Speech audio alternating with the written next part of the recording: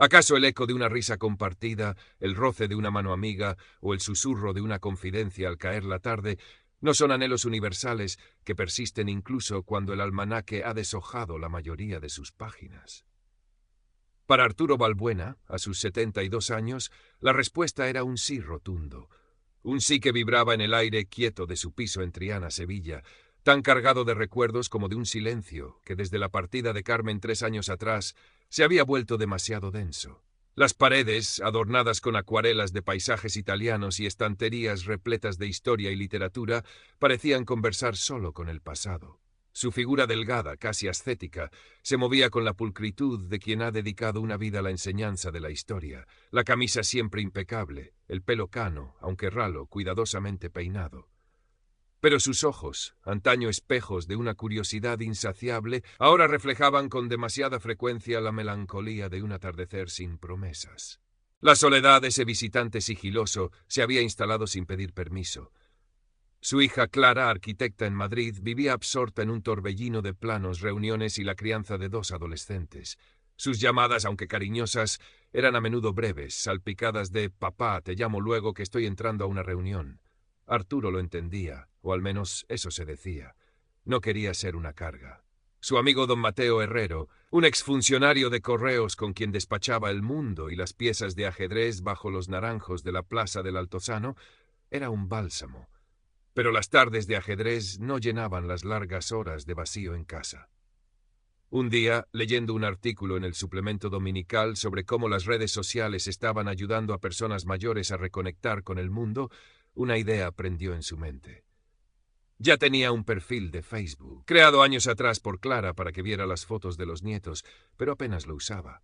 Decidió explorarlo, desempolvarlo. Quizás allí, en ese universo digital que le resultaba un tanto ajeno, encontraría conversaciones estimulantes, mentes afines. Y entonces, como una flor exótica brotando en un jardín conocido pero descuidado, apareció una solicitud de amistad. Sofía Larraín. La foto de perfil mostraba a una mujer de sonrisa cálida y mirada inteligente, de unos 50 y tantos, con un pañuelo de seda al cuello y el fondo difuminado de lo que parecía una galería de arte. Sus intereses listados eran un eco de los suyos: literatura, música clásica, historia del arte. Arturo sintió una punzada de curiosidad, un leve cosquilleo de algo parecido a la expectación. Aceptó. Los primeros mensajes fueron tentativos, como pasos de baile en una nueva melodía. Estimado Arturo, he visto su perfil y sus comentarios en un grupo de amantes de la historia. Me ha parecido una persona de gran cultura, escribió ella, con una corrección exquisita. Él, halagado, respondió con la formalidad que lo caracterizaba, pero pronto la conversación fluyó con una naturalidad sorprendente. Sofía, o quien decía ser Sofía, era una interlocutora brillante. Conocía los clásicos, citaba a Borges, comentaba con agudeza los documentales que él mismo había visto. Hablaba de su supuesta vida en Chile, de su amor por Valparaíso, de cómo el arte había sido su refugio tras enviudar. Arturo, por primera vez en mucho tiempo, sentía que alguien realmente lo escuchaba, que sus pensamientos encontraban eco en otra mente. Se encontró esperando con impaciencia la notificación de un nuevo mensaje, el pequeño punto rojo que anunciaba la llegada de palabras de Sofía. El silencio de su piso ya no parecía tan opresivo. Ahora estaba poblado por la anticipación de esas conversaciones virtuales que le devolvían un destello de la vitalidad perdida. La relación digital con Sofía Larraín se intensificó con la rapidez de una enredadera bajo el sol de primavera. De los mensajes formales en Facebook pasaron a la calidez más íntima de WhatsApp. Sofía, con una habilidad consumada, fue tejiendo una red de confidencias y afinidades. Le contó que era chilena, viuda también, y que una complicada herencia de un pariente lejano en Europa la tenía en una situación financiera delicada, pero temporal. Pronto, Arturo querido, todo esto será solo un mal recuerdo, y podré disfrutar de la vida. Quizás incluso visitar esa Sevilla que tanto me describes y que a través de tus palabras ya siento como mía. Le escribió una tarde, acompañando el mensaje con una foto, robada, por supuesto, de una mujer sonriente en un jardín florido que Arturo imaginó en algún rincón de Chile, o quizás de esa Europa donde ella decía estar luchando contra la burocracia. Arturo se aferraba a cada palabra, a cada imagen. Ella le enviaba poemas de Mistral y Neruda, reflexiones sobre la belleza efímera de un atardecer o la permanencia del arte. Él, a su vez, compartía sus propios escritos inéditos, fragmentos de esas memorias que había intentado empezar y que ahora, con el estímulo de Sofía, parecían cobrar un nuevo impulso. Se sentía comprendido, admirado incluso. El recuerdo de Carmen seguía presente, sagrado, pero Sofía no venía a reemplazarla, sino a ocupar un espacio nuevo, diferente, uno que él no sabía que anhelaba tanto hasta que ella apareció. Don Mateo, su fiel compañero de ajedrez, fue el primero en notar el cambio. Arturo llegaba a sus encuentros en la plaza del Altozano con una sonrisa distinta, una suerte de euforia contenida, pero también más distraído, consultando el móvil con una frecuencia inusual. «Andas más alegre, Arturo. ¿Alguna buena noticia?», inquirió Mateo un día, moviendo un alfil con su parsimonia habitual. Arturo se ruborizó levemente. «Cosas, Mateo, cosas. Simplemente disfruto de una buena conversación, aunque sea a distancia». Y desvió el tema, hablando de un artículo que había leído, evitando la mirada escrutadora de su amigo. Don Mateo no insistió, pero una semilla de inquietud quedó plantada en su mente. Fue entonces cuando Sofía introdujo, con la delicadeza de una cirujana, su primer problema. Una tasa administrativa inesperada, una minucia, querido Arturo, pero que me bloquea un trámite esencial para la herencia. Eran 300 euros. Me da una vergüenza terrible pedirte esto, pero eres la única persona en quien confío en este momento. Te lo devolveré en cuanto reciba la primera parte de mis fondos, que será muy pronto. El corazón de Arturo dio un vuelco. Una parte de él, el viejo profesor cauto y racional, sintió una alarma. Pero otra parte, la que anhelaba la conexión, la que se sentía revivir gracias a Sofía, la acalló rápidamente. ¿Cómo negarle ayuda a esa mujer culta y sensible que le había devuelto la ilusión? Se sintió un caballero, un protector. Acudió a su banco en la calle San Jacinto y realizó la transferencia. La sensación de ayudarla fue, extrañamente, gratificante. Pero la minucia no fue la única. Pronto siguieron otras emergencias, un pequeño incentivo para un abogado que agilizaría los trámites en un país extranjero con funcionarios difíciles, unos gastos médicos imprevistos debido al estrés que le estaba causando toda la situación. Las cantidades iban en aumento, 500 euros, luego 800, luego 1000. Sofía siempre se mostraba apesadumbrada, agradecida hasta las lágrimas virtuales, prometiendo que cada euro sería devuelto con creces. Arturo comenzaba a retirar dinero de sus ahorros, esos que había guardado con celo para su vejez, para cualquier imprevisto de salud o para ayudar a Clara y sus nietos si lo necesitaban. El secreto de estas transacciones lo hacía sentirse culpable, pero la perspectiva de un futuro con Sofía, de sus conversaciones convertidas en realidad, de un viaje juntos quizás, era un señuelo demasiado poderoso. Clara llamó un fin de semana, su voz teñida de preocupación. «Papá, ¿estás bien? Te noto raro en las últimas llamadas. ¿Necesitas algo? ¿El dinero te alcanza?» Arturo sintió una punzada de irritación. «Estoy perfectamente, hija. No te preocupes por mí. Sé cuidar de mis asuntos», respondió con una sequedad que no era habitual en él. Colgó, sintiéndose miserable, pero la idea de confesarle a Clara que estaba enviando dinero a una mujer que solo conocía por Internet le resultaba insoportable. Su orgullo, esa vieja armadura, se lo impedía. La espiral descendente continuó. Sofía, con una sincronización perfecta, alternaba mensajes de profundo afecto y gratitud con nuevas crisis que requerían la intervención financiera de Arturo. Le habló de la posibilidad de que todo se resolviera pronto, de un viaje inminente a Sevilla para finalmente abrazarlo. Esta promesa era el motor que mantenía a Arturo enganchado, dispuesto a sacrificar cada vez más. Su piso, antes un refugio de recuerdos y cultura, ahora se sentía como la antesala de una espera febril. Cada notificación del móvil un posible avance o un nuevo revés en la odisea financiera de Sofía. Se aisló aún más de don Mateo. Las partidas de ajedrez se volvieron esporádicas. Cuando se encontraban, Arturo era evasivo, sus ojos huidizos. Don Mateo, con la sabiduría que dan los años y la observación atenta, sabía que algo grave estaba ocurriendo. Un día le llevó a Arturo un folleto que había recogido en el centro cívico sobre seguridad en Internet para mayores. Arturo lo cogió con una sonrisa forzada y lo dejó sobre una pila de periódicos, sin mirarlo. «Hay mucho listo suelto, Arturo. Hay que tener cuidado con quién se habla por esos chismes», comentó don Mateo con fingida casualidad. «Yo sé con quién hablo, Mateo. no todos son como tú piensas, replicó Arturo, y cambió de tema bruscamente. La siguiente llamada de Sofía llegó cargada de una urgencia dramática. Arturo, mi amor, ha surgido un último, terrible obstáculo. Un impuesto final, una traba burocrática que nadie esperaba. Necesito 10.000 euros. ¡10.000! Sé que es una barbaridad, pero te juro, por lo más sagrado, que es lo último.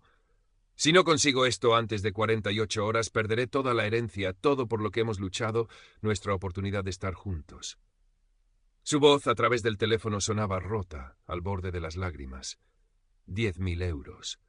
La cifra resonó en la mente de Arturo como un mazazo.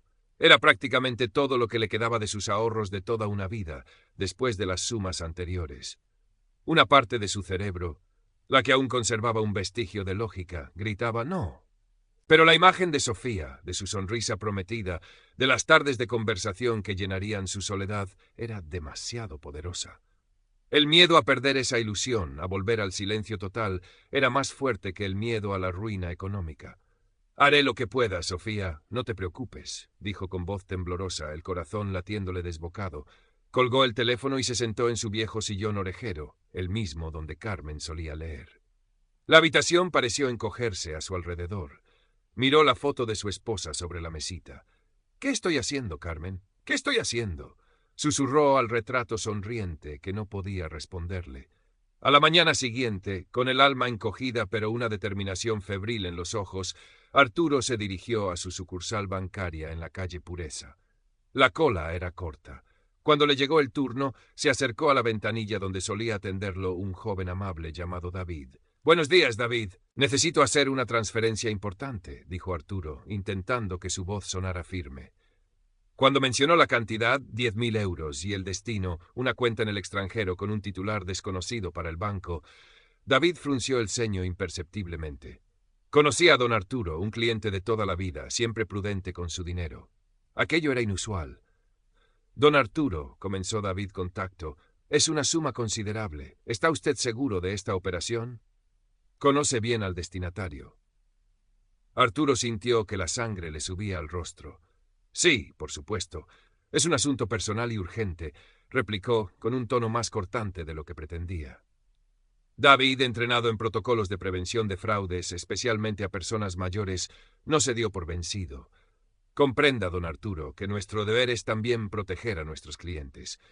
A veces hay personas que se aprovechan de la buena fe de otros, especialmente a través de Internet». «Sé perfectamente lo que hago, joven», interrumpió Arturo, ofendido. «Haga la transferencia, por favor». David suspiró discretamente. «Necesitaré que firme unos documentos adicionales y quizás hacer una llamada de verificación, don Arturo. Por la cantidad y el destino, es el procedimiento». Arturo, frustrado y sintiéndose observado, masculló algo sobre la burocracia y la pérdida de tiempo. Mientras David preparaba los papeles, el teléfono del banco sonó en la mesa del director.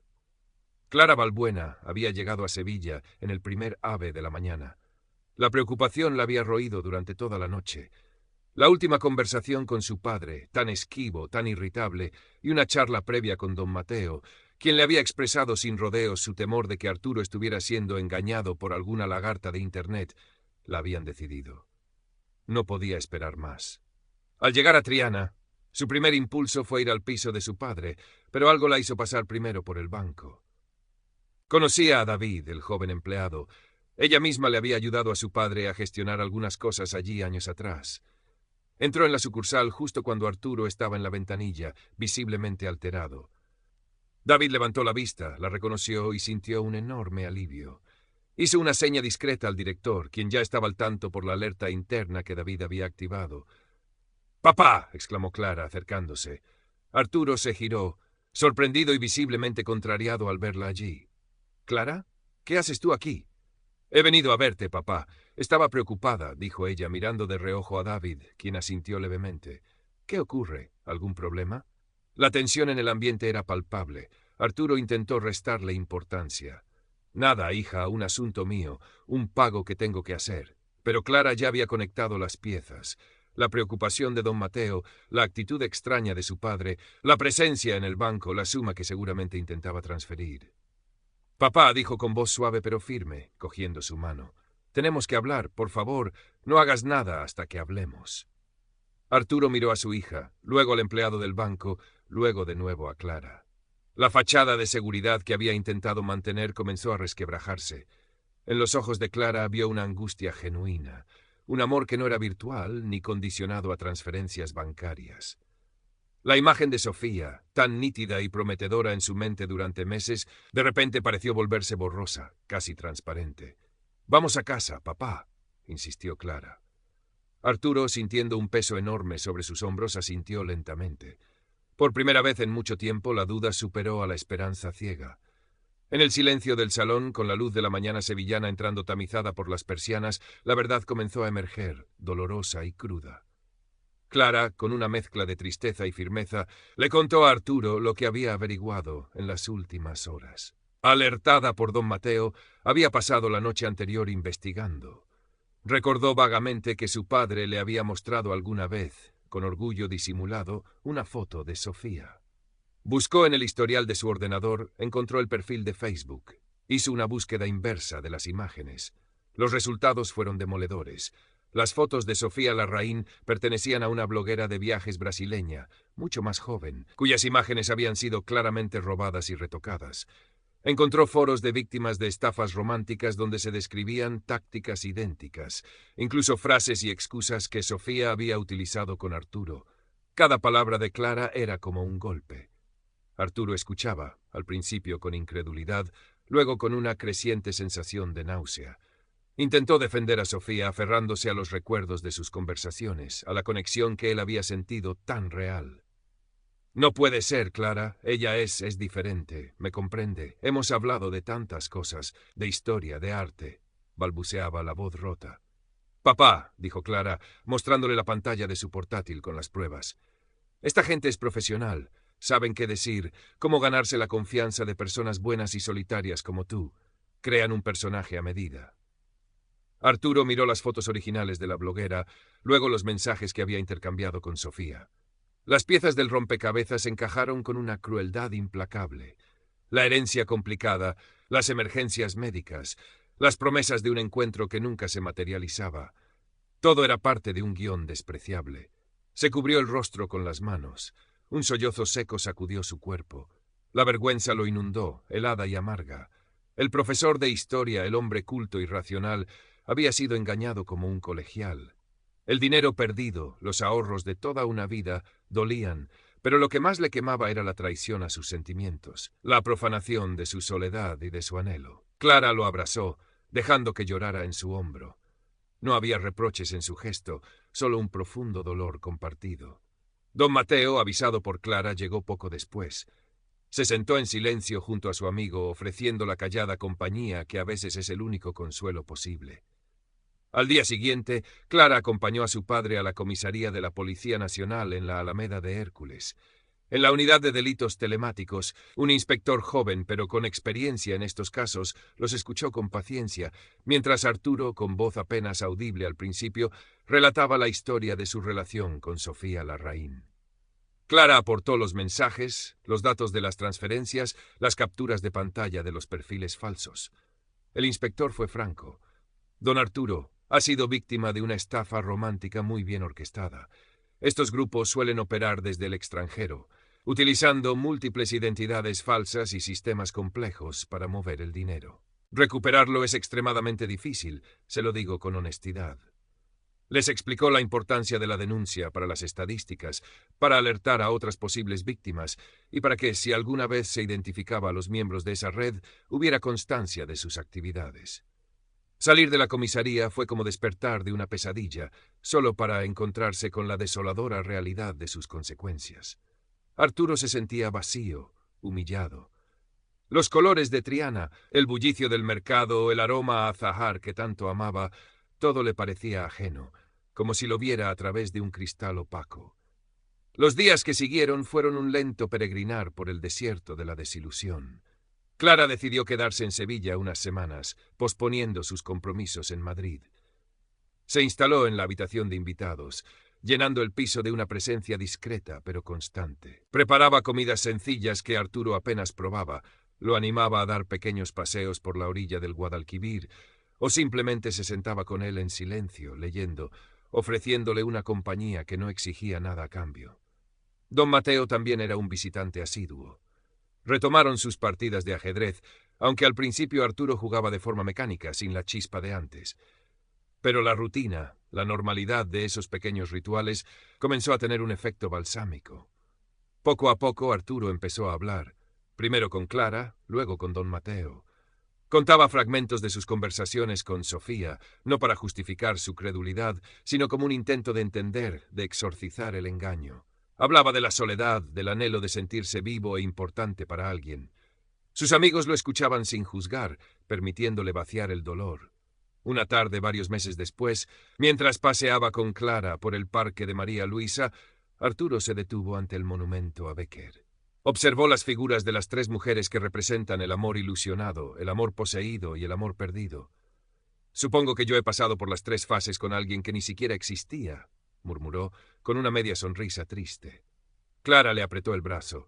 «Pero existimos nosotros, papá, y te queremos de verdad». Arturo la miró y en sus ojos cansados brilló una nueva luz, tenue pero real. La herida seguía allí, y la pérdida económica era una carga que tendría que sobrellevar. Pero en la mirada de su hija, en la lealtad de su amigo, encontró un ancla. Un tiempo después, el director del centro cívico del barrio, que conocía la historia de Arturo a través de don Mateo, le propuso dar una charla.